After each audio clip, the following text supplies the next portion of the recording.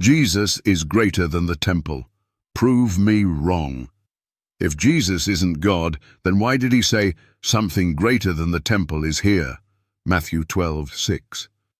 In the Old Testament, the temple was the holiest place on earth because God's presence dwelled there. But Jesus claimed to be greater than the temple itself. Skeptics, can you explain this? A controversial moment. It was the Sabbath. Jesus and his disciples walked through a grain field, plucking heads of grain and eating them as they went.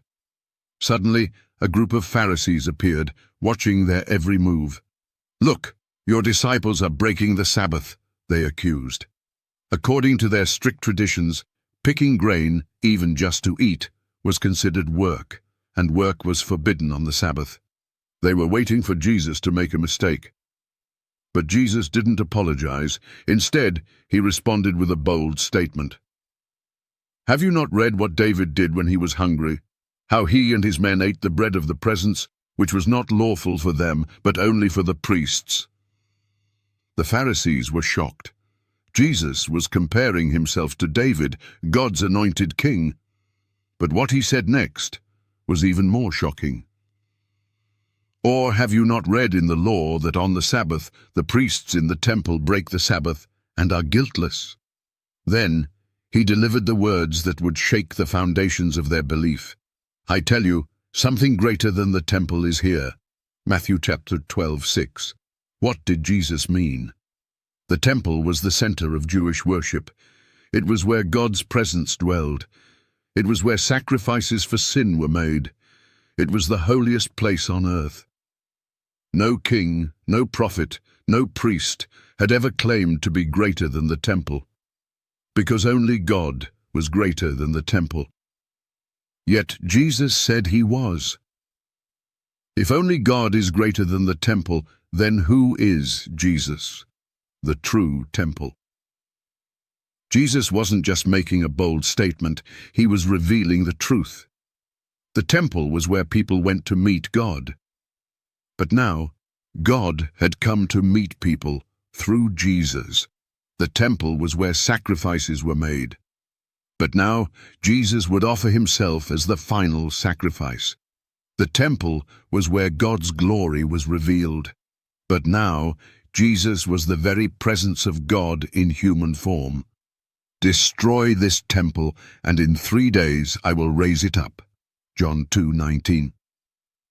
The Pharisees thought he was talking about the building, but Jesus was talking about himself. The Pharisees' reaction. The Pharisees were furious. To them, the temple was sacred, untouchable, the very center of their faith. But Jesus was telling them the temple was no longer the focus. He was. And they couldn't accept it. "This man speaks blasphemy," they whispered among themselves. "Who does he think he is?" They refused to believe, and they plotted to kill him. The challenge to skeptics. Here's the challenge.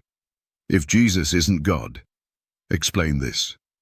The Old Testament says, "The Most High does not dwell in temples made with hands." Acts 7:48. Yet Jesus says, "Something greater than the temple is here."